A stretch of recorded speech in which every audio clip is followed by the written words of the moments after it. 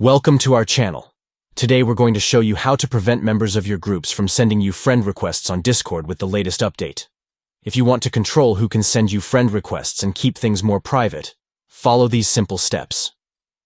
First, open the Discord app on your Android device. Once you're logged in, tap on your profile picture located in the bottom right corner of the screen. This will bring up your profile menu. Next, tap the gear icon in the top right corner to access your settings. In the settings menu, look for Friend Requests and tap on it to open the friend request options. You'll see a list of options here. To prevent members of your groups from sending you friend requests, simply unmark the Server Members option. This will stop people from your servers from being able to send you friend requests. And that's it. You've successfully adjusted your settings to prevent group members from sending you friend requests on Discord.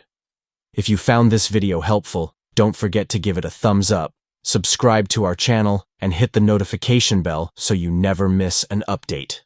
Thanks for watching, and see you in the next video.